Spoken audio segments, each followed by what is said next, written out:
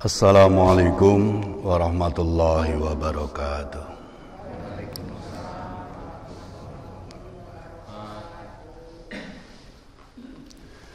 Bismillahirrahmanirrahim. Alhamdulillahirabbil alamin. Wa bihi nasta'inu ala umurid dunya waddin. Wa sallallahu ala sayyidina Muhammadin khatamin nabiyyin wa ala alihi wa sahbihi ajma'in, amma ba'du.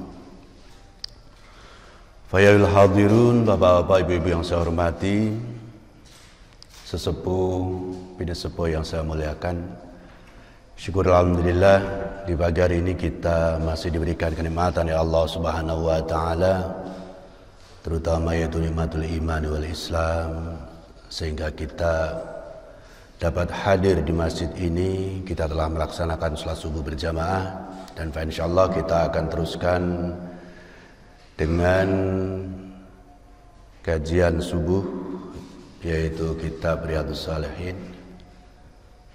Mudah-mudahan saja apa yang kita lakukan diterima oleh Allah Subhanahu wa taala. Amin. Salawat serta salam marilah kita hadiahkan kepada Nabiullah Muhammad sallallahu alaihi wasallam. Mudah-mudahan dengan salawat salam yang selalu kita aturkan kepada beliau, kita semua diakui umatnya, dan mudah-mudahan kita semua mendapat syafaatnya besok di hari kiamat. Amin ya rabbal alamin. Bapak-bapak, ibu-ibu yang saya hormati, untuk subuh kali ini kita memasuki bab baru di kitab Riyadhus Shalihin, yaitu bab ke-25, yaitu babul amri bi adail amanati, yaitu bab perintah menunaikan amanah atau menyampaikan amanah.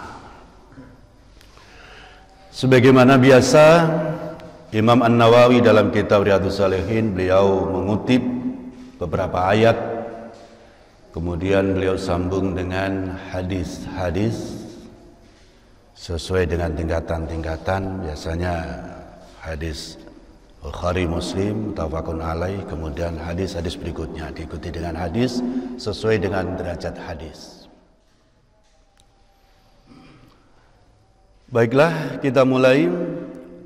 Dalam bab perintah menunaikan amanah ini, Allah Subhanahu wa taala berfirman, qala Allah taala, innallaha ya'murukum an tu'addul amanati ila ahliha. Surah An-Nisa ayat 58. Innallaha, sesungguhnya Allah, ya'murukum perintah Allah kum kepada kalian, an tu'addul amanati, untuk hendaknya untuk menyampaikan amanah-amanah ila ahliya, kepada ahlinya. Wa qala ta'ala, dan Allah Subhanahu wa taala berfirman, inna aradna al-amanata ala samawati wal ardi wal jibali fa abaina ayyahmilnaha wa asfaqna minha wa hamalaha al-insanu innahu kana zaluman jahula. Inna aradna, inna sesungguhnya kami, aradna menawarkan, kami tawarkan al-amanata, amanah, ala samawati, terhadap langit, wal ardi, dan bumi, wal jibali, dan gunung, fa abaina, maka mereka enggan, ayyah milnaha, untuk menanggungnya. Mereka tidak mau untuk menanggungnya. Wa asfaqna minha, dan mereka takut minha, dari amanah. Jadi menanggung amanah mereka takut. Wa hamalaha, dan menanggungnya siapa? Al-insanu, manusia. Kemudian manusia dia mau menanggungnya. Innahu kana zaluman jahula. Sesungguhnya ia, yaitu manusia, kana zaluman jahula, dia itu adalah zalim. Zaluman itu sighat mubalaghah. Zaluman, banyak melakukan kezaliman. Zaluman. Kalau zalimun, orang yang zalim. Kalau zaluman itu adalah banyak melakukan kezaliman. Jahulan, dan amat bodoh. Jahul itu bodoh yang banyak. Kalau jahilun, orang yang bodoh. Jahul itu banyak melakukan kebodohan. Nah, ini saya kutipkan di Tafsir Ibnu Katsir. Ini bahwa yang dimaksud dengan amanah itu adalah ketaatan kepada Allah Subhanahu wa taala, dan juga larangannya. Jadi ini ketaatan, dia itu taat di dalam melaksanakan kebaikan yang diperintahkan oleh Allah, atau dia juga taat dengan apa-apa yang dilarang oleh Allah Subhanahu wa taala untuk ditinggalkan. Itu adalah amanah.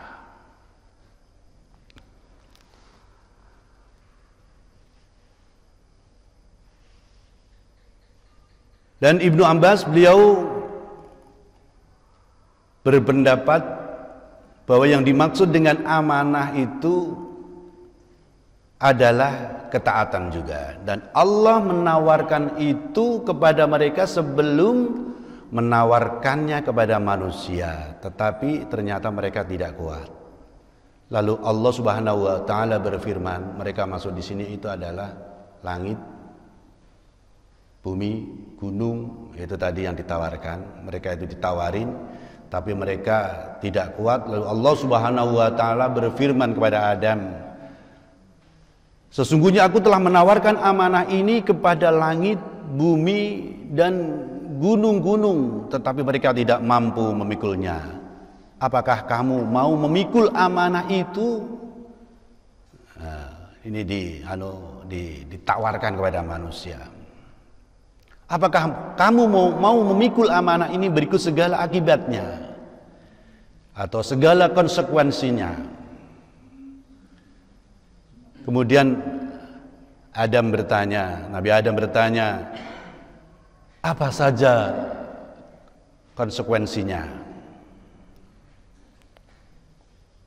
Ini Allah Subhanahu wa taala ditanya seperti itu. Adam bertanya kepada Allah Subhanahu wa taala, apa saja konsekuensinya wahai Tuhanku? Kemudian Allah Subhanahu wa taala menjawab, jika kamu berbuat baik maka kamu diberi pahala, dan jika kamu berbuat buruk maka kamu disiksa. Lalu amanah itu diambil oleh Adam, dan yang demikian itu disebutkan di dalam firman-Nya, dan dipikulah, gitu kan, wa hamalaha al-insanu innahu kana zaluman jahula, dan dipikulah amanah itu oleh manusia, sesungguhnya manusia itu amat zalim dan amat bodoh. Ini diterangkan seperti itu.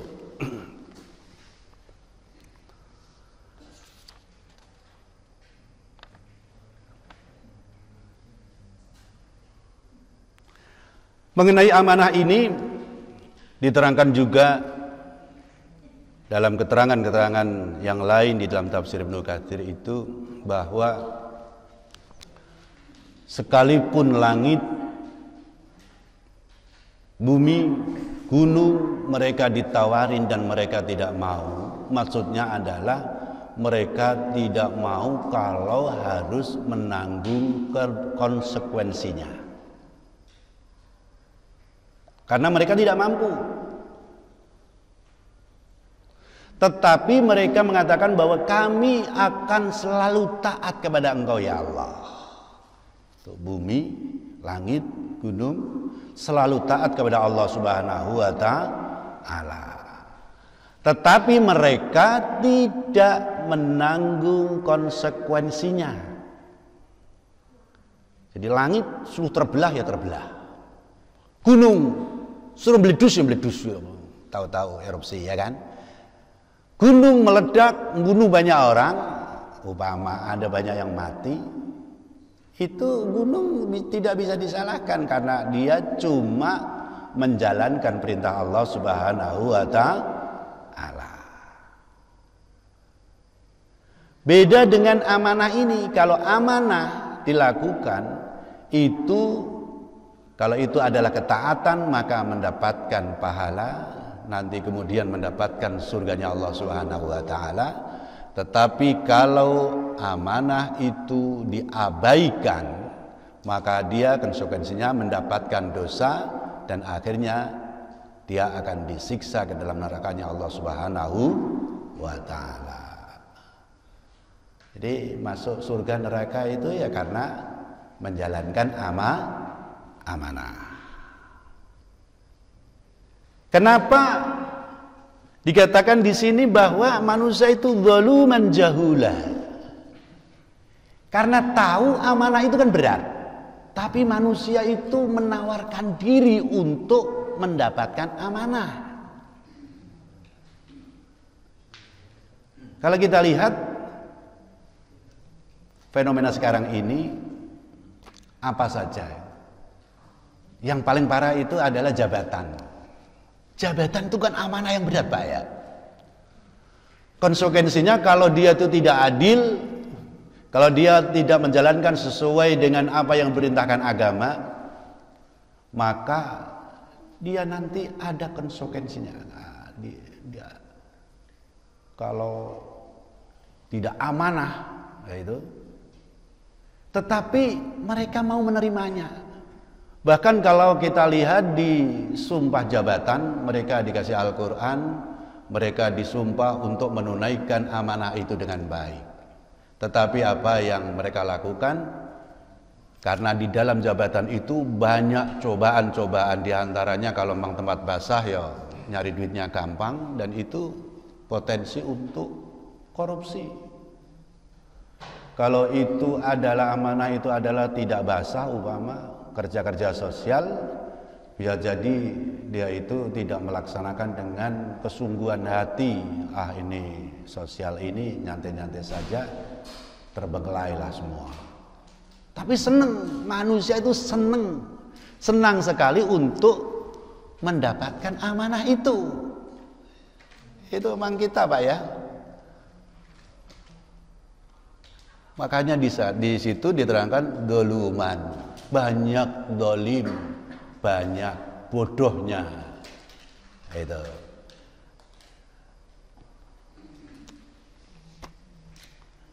Ya, ini memang sifat dasar fitrah kita itu senang begitu Pak ya. Senang sesuatu yang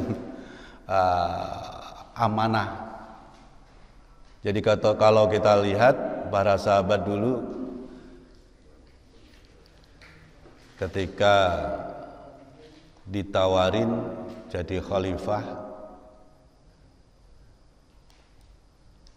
dilantik menjadi khalifah oleh Umar bin Abdul Aziz, beliau mengatakan inna lillahi wa inna ilaihi raji'un.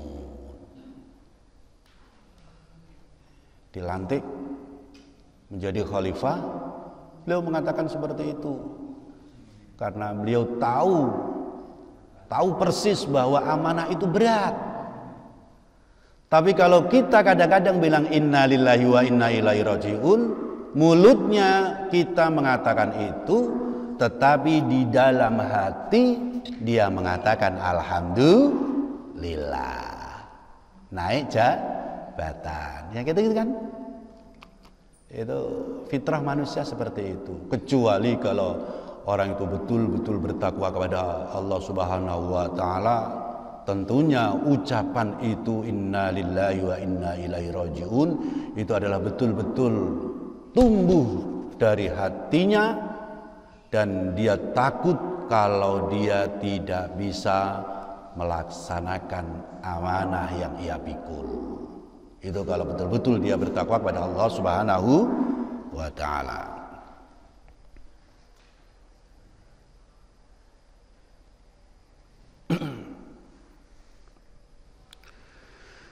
Berikutnya Imam An-Nawawi, beliau mengutip hadis yang pertama, yaitu An Abi Hurairah anna Rasulullah sallallahu alaihi wasallam qala ayatul munafiqi thalathun idza hadasa, ada begitu, ada idza haddasa kadzaba wa idza wa'ada akhlafa wa idza tumina khana. Hadis muttafaqun alaih. An Abi Hurairah, hadis dari Abi Hurairah radhiyallahu an, semoga Allah meridhoinya. Anna Rasulullah, sesungguhnya Rasulullah sallallahu alaihi wasallam, qala, itu beliau bersabda, ayatul munafiqi, tanda-tanda orang munafik, thalathun, itu ada 3. Idza haddasa, yaitu kalau dia ngomong, dia cerita, kadzaba, dia banyak bohongnya. Jadi ketika dia cerita-cerita gitu banyak bohongnya. Tidak mesti terus bohong terus, tidak. Jadi kalau ada ungkapan suatu pekerjaan yang di situ memakai kata kerja atau fiil, maka apalagi ini fiil madhi ya, itu dilakukan dengan continue, sering. Dilakukan itu berulang-ulang. Maka ini dikatakan idza haddasa kadzaba, kalau dia bercerita, berbicara, kadzaba, banyak bohongnya. Makanya kalau orang-orang kayak gitu, kau mau ngedebus melulu, kayak gitu kan, cerita-cerita yang bohong-bohong itu senang dia cerita-cerita kayak gitu. Kemudian wa idza wa'ada akhlafa, dan apabila dia berjanji akhlafa. Akhlafa itu dari kata kholafa. Sebaliknya, kalau dia janji malah justru mengingkari. Ya tidak harus mengingkari terus. Sering-seringnya itu begitu, ingkar. Ada benarnya juga, tapi kadang-kadang itu tandanya.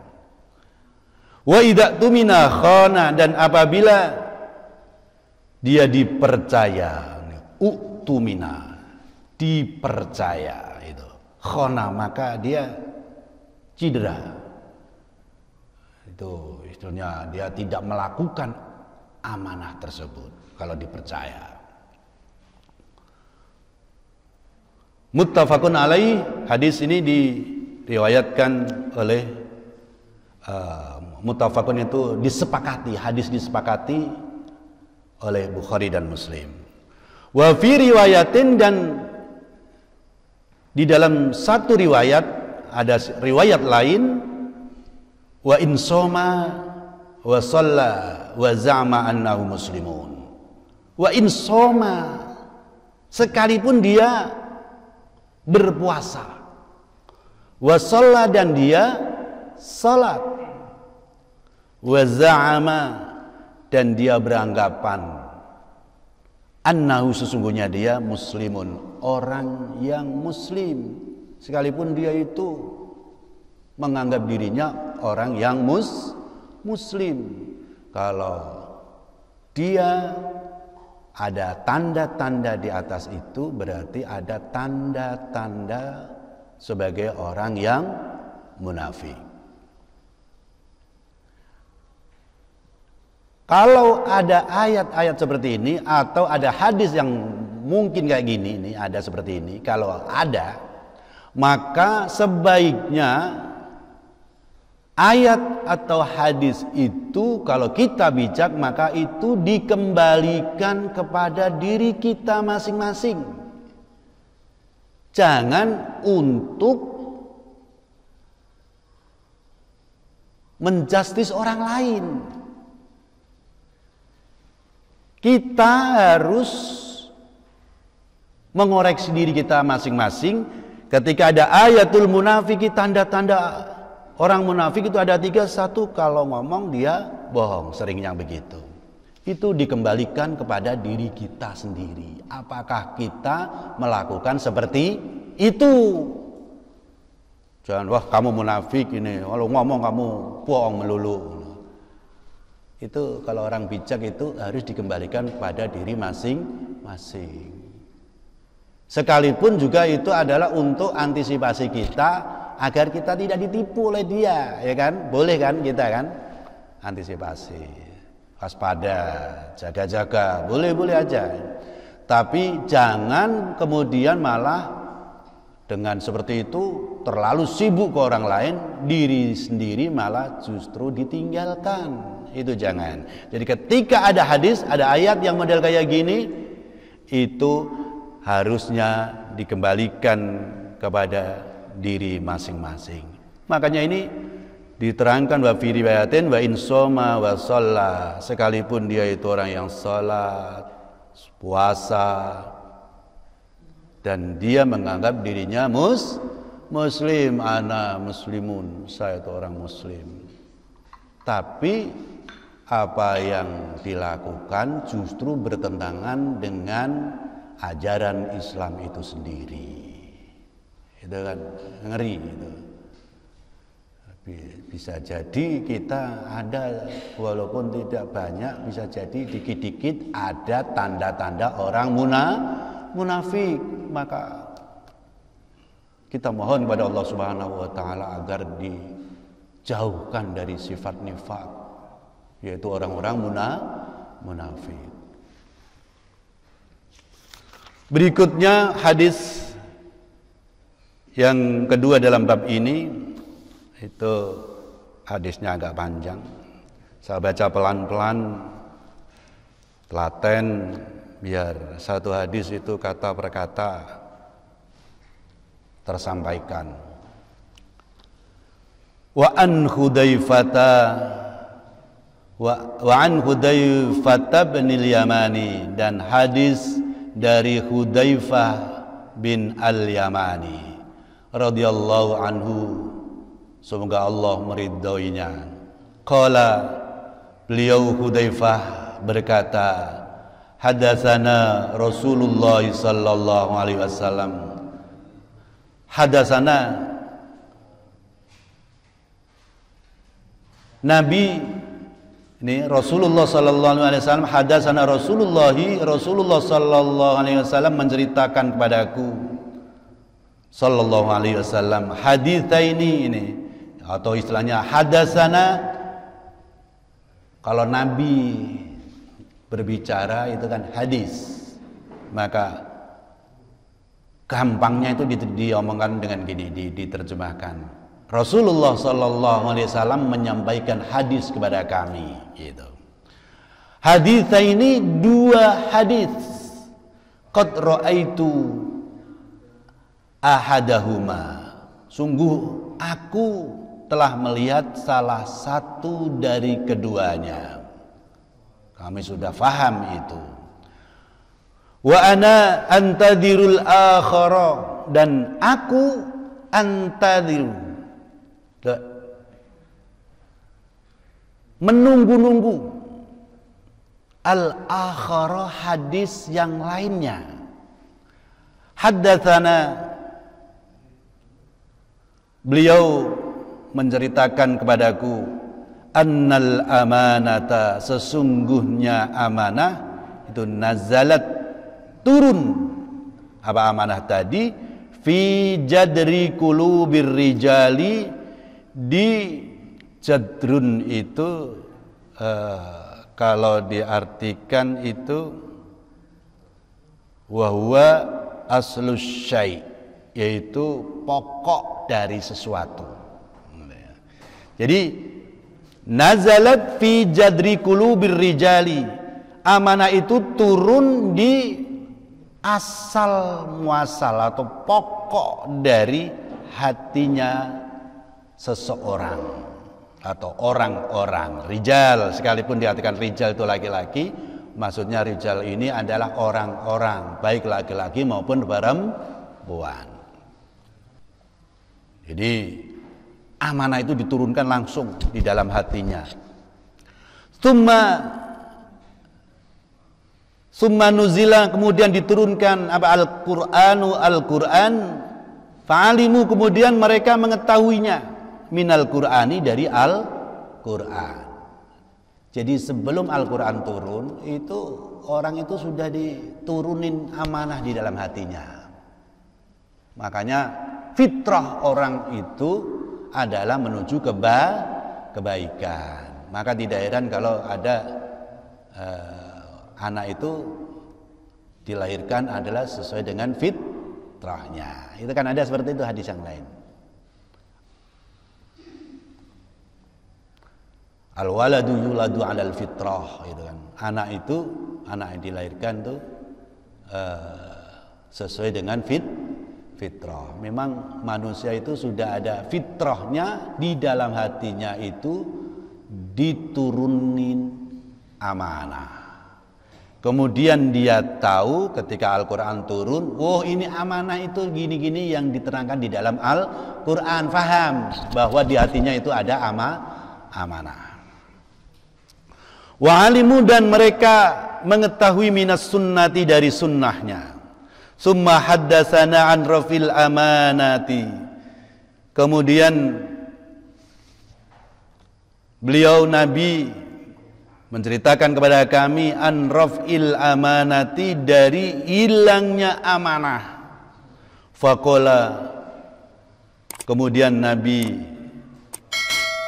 bersabda, yanamur rajulu,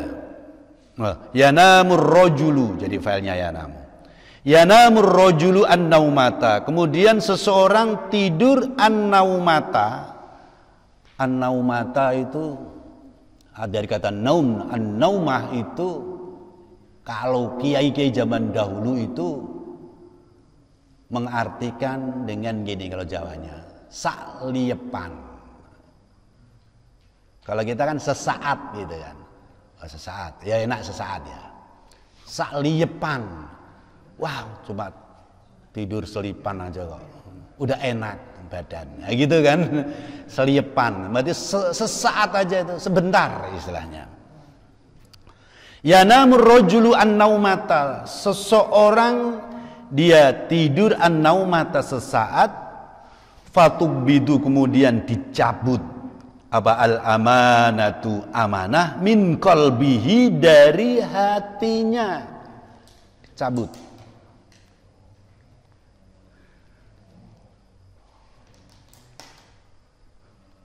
Fayadhallu atharuha, kemudian jadilah atharuha itu asarnya atau bekasnya amanah itu, mithlal waktu, seperti asarnya, seperti apa, bekas yang sedikit. Ini masanya wakat itu ada bekas tapi bekasnya sedikit, gitu, ringan. Itu mithlal waktu.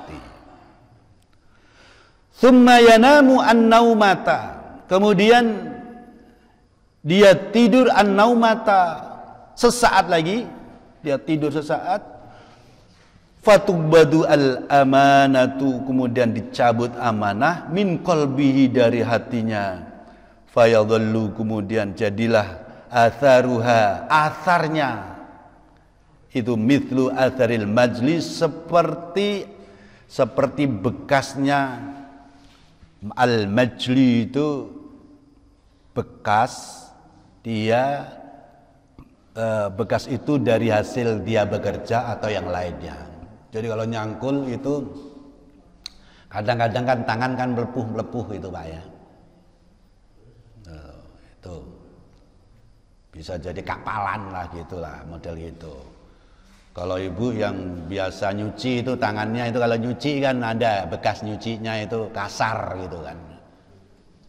Kasar atau apa. Kalau jalan juga begitu dan sebagainya. Itu di situ namanya mithlu atharil majli, itu seperti bekasnya kalau zaman dulu tuh pelentingan. Tuh melenting gitu, atau melepuh itu. Kalau orang kerja yang dipaksakan tangannya itu jadi melepuh. Kajamrin, nah bekas itu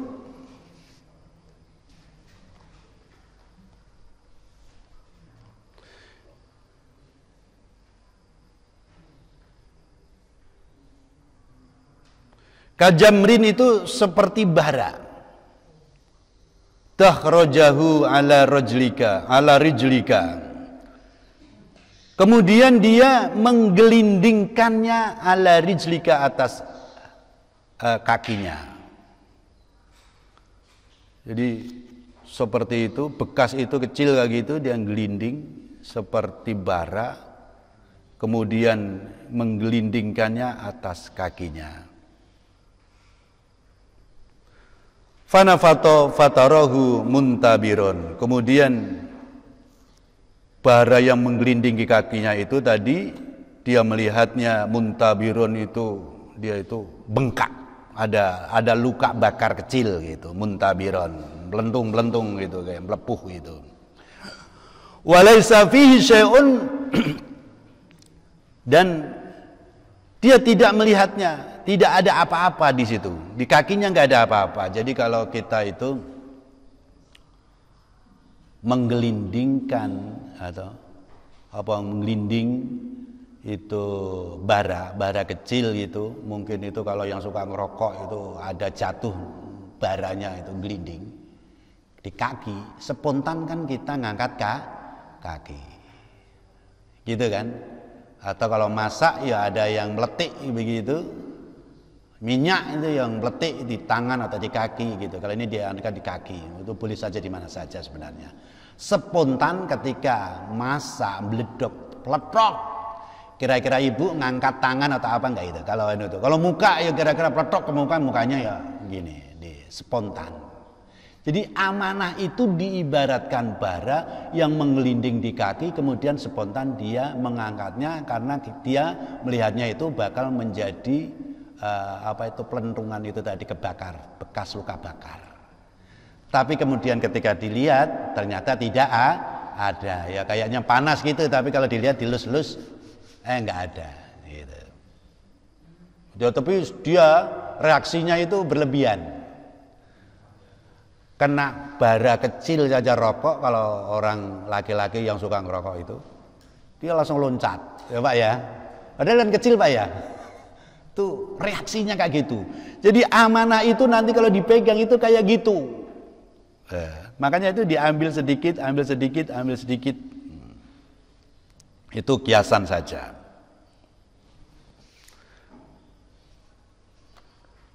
Fanafato fatarahu muntabirun, yaitu kayak itu melepuh gitu. Walaisa fihi syai'un, padahal di situ di dalamnya itu di kakinya itu tidak ada bekas luka sesuatu pun. Summa akhodaha hasota fadakhrajahu ala rajlihi. Kemudian ini adalah bukan sabda Nabi, ini summa akhoda hasota fadakhrajahu ala rajlihi itu adalah cerita dari riwayat hadis ini menyelipkannya. Kemudian beliau Nabi itu mengambil kerikil, kemudian kerikil itu digelundungkan di kaki, ya, gitu. Jadi Nabi itu menggelundungkan ini kerikil, ini kayak gini loh, barang gelinding gitu. Tapi contohnya adalah kerikil. Jadi ini komentar riwayat hadis. Itu summa akhadha hasada fatakhraja ala rajuli. Kemudian beliau Rasulullah mengambil kerikil kemudian menggelundungkannya di atas kaki beliau, gelundung terus diangkat gitu. Mempraktekkan bahwa itu amanah itu kalau dipegang itu kayak gitu. Spontan seperti itu dengan dikasih langsung seperti contoh lah begitu. Fayusbihu an-nasu, kemudian pagi-pagi para manusia yatabaya'una, mereka itu jual beli. Jadi saling menjual dan membeli itu tabaya'a yatabaya'una. Dul tinuku istilahnya kalau zaman dulu gitu. Jadi berjual beli. Kemudian pagi-pagi manusia atau orang-orang berjual beli, fala yakadu ahadun yu'addil amanata. Maka hampir-hampir saja seseorang itu tidak menunaikan amanahnya. Hatta yuqala, sehingga dikatakan inna fi bani fulanin rajulan aminan. Sesungguhnya di Bani Fulan itu ada seseorang yang aminan, yang dipercaya. Hatta yuqala, sehingga dikatakan lirrajuli, kepada laki-laki tadi, ma ajladahu ma atrafahu ma aqalahu. Ini kalau kita dulu belajar ilmu nahwu itu ma yang bermakna ta'ajubiyah, ta'ajub, gumun, heran gitu, ta'ajub. Ma ajladahu, alangkah giatnya ia bekerja gitu. Ma adrafahu, alangkah indah pekerjaannya. Ma aqalahu, dan alangkah cerdasnya dia. Wah, akalnya benar-benar gitu. Akalnya hebat, itu istilahnya gitu. Dia rajin, giat, wah, bagus, gitu kan.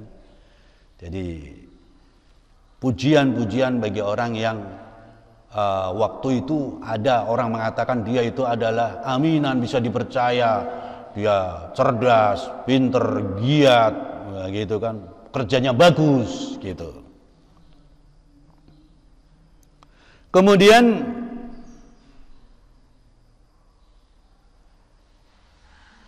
wa ma fi qalbihi, dan tidak ada di hatinya mithqalu habbatin min khardalin min imanin, dan padahal di hatinya itu tidak ada iman pun walaupun seberat biji yang kecil gitu.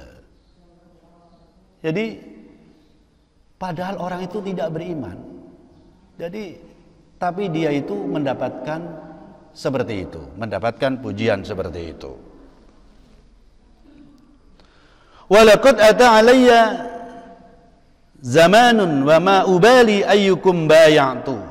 Walaqad ata, dan sungguh benar-benar telah datang alayya kepadaku zamanun, masa, wa ma ubali, dan aku tidak memerdulikan ayyukum bay'atu. Ayyukum, siapapun kalian, bay'atu itu dia baiat atau janji kepada aku. Jadi dia Rasulullah SAW, beliau itu dia tidak memperdulikan, dia berbaiat kepada aku. Kalau kita lihat sekarang itu kan, kalau orang baiat janji itu kan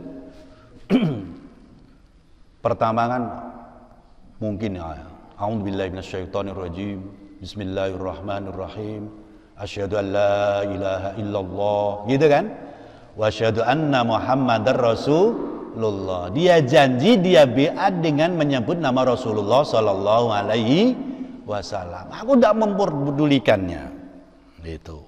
Wa ma ubali ayyukum bay'atu. Lain kana musliman, kalau, dan sungguh kalau dia itu orang yang muslim, la yaruddannahu, maka dia dikembalikan alayya padaku dinuhu, agamanya. Kalau memang dia muslim, maka agamanya lah dia kembali kepadaku. Maksudnya karena dasar agama dia betul-betul berjanji kepada Allah dan Rasulnya. Kalau dia Muslim, ya udahlah, itu nanti kalau dia Islam ya kembali kepada agamanya, dia berbaiat kepadaku atau berjanji. Wala in kana nasraniyan aw yahudiyan, dan sungguh jika dia itu orang yang beragama Nasrani, orang Nasrani, aw yahudian atau orang Yahudi, la yaruddannahu, maka dibalikkan alayya atasku sa'ihu atau sa'ihi, itu yaknya dimatikan dengan dhammah muqaddarah, maka dia kembali kepada penguasanya, dia taat kepada atasannya atau yang menguasainya, maka dikembalikan seperti itu. Jadi ada orang nanti dia itu menanggung amanah, menunaikan amanah karena agamanya, kemudian kalau dia tidak Islam, dia menunaikan amanah itu, jabatan itu karena jabatannya atau karena orang yang memberikan jabatan. Kan beda itu. Wa ammal yauma, dan adapun hari ini, fama kuntu ubayyu. Mana ubayyu itu menjanjikan, ubayyu, baya yubayyu gitu.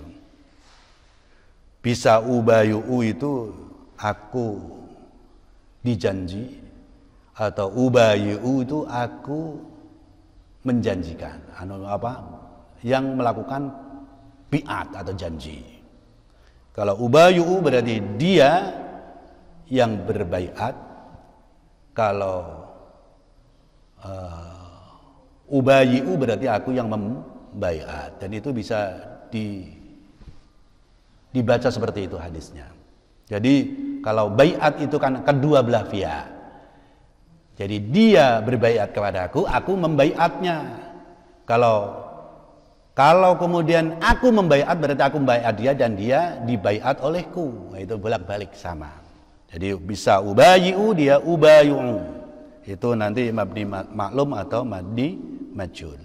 Fama kuntu ubayyu minkum, dan tidaklah aku ubayyu membaiat minkum dari kalian, illa fulanan wa fulanan, kecuali fulan dan fulan. Jadi Nabi mengatakan seperti itu, aku enggak baiat kecuali fulan dan fulan. Jadi zaman Nabi pun juga ada yang berbaiat. Yang baiat itu bukan karena murni Allah dan Rasulnya, bisa jadi dia janji di hadapan Rasul itu karena ada maksud-maksud tertentu. Makanya di bab kemarin, di bab orang-orang munafik itu kan, kemarin itu saya ceritakan itu yang masalah orang-orang munafik di Al-Quran itu banyak sekali diterangkan di dalam Al-Quran, sampai 13 ayat itu secara beruntun itu menerangkan ayat-ayat tentang orang munafik, dan itu zaman Rasul juga ada. Nah, kemudian ketika ini ketika para sahabat yang di sekitar Rasulullah sallallahu alaihi wasallam, Nabi mengatakan, wa ammal yauma fama kuntu ubayyu minkum illa fulanan wa fulanan, dan pada hari ini aku tidaklah membaiat dari kalian kecuali fulan dan fulan. Itu para sahabat ini menjadi gundah hatinya. Ini. Kemudian di dalam hadis yang lain yang tidak diterangkan di dalam Riyadhus Shalihin, di dalam sarahnya ini di kitab Dalilul Falihin, ada waqala malakum walahunna. Beliau mengatakan, Nabi ketika seperti itu, di dalam hadis yang lain ya, annahuma ataya yus'alani an hadil hadis, ketika sesungguhnya ketika disampaikan dua hadis ini, kemudian ditanyakannya dari hadis ini, fadhahika Nabi tersenyum, bagaimana wahai Rasul keadaan kami gitu. Rasul tersenyum tertawa. Wa qala malakum walahunna, kalian tidak, mereka walahunna itu bagi mereka, innama khasastu bihinna al munafiqin, sesungguhnya aku mengkhususkan mereka yaitu orang-orang munafik. Wa antum min dzalika baraun, dan kalian dari hal itu baraun adalah terbebas. Kamu tidaklah golongan orang-orang yang munafik. Itu adab para sahabat seperti itu. Ketika ada hadis menerangkan masalah bab amanah ini, para sahabat itu gundah, hatinya tidak enak. Jangan-jangan mereka orang yang munafik. Kemudian ditanyakan, "Wahai Rasul, gimana keadaan kami?" Makanya Nabi tersenyum, "Kalian itu tidaklah golongan dari orang-orang munafik. Itu adalah untuk mereka orang-orang yang munafik, dan aku khususkan pada mereka. Dan kalian terbebas dari orang-orang munafik atau sifat-sifat munafik." Itu di hadis yang lain yang disebutkan di dalam kitab Dalilul Falihin, yaitu Sarah Hadis Riyadhus Shalihin. Ini hadis ini muttafaqun alaih, hadis disepakati oleh Bukhari dan Muslim. Qauluhu jadrun atau jadrun, jadi sabda Rasul dengan jadrun bi fathil jim, dengan dibaca fathahnya jim, wa iskanid dali, dan dibaca sukunnya dzal al mu'jamati yang ada titiknya, wa huwa aslus syai'i, maksudnya dia itu adalah aslus syai', asal sesuatu atau pokok dari sesuatu.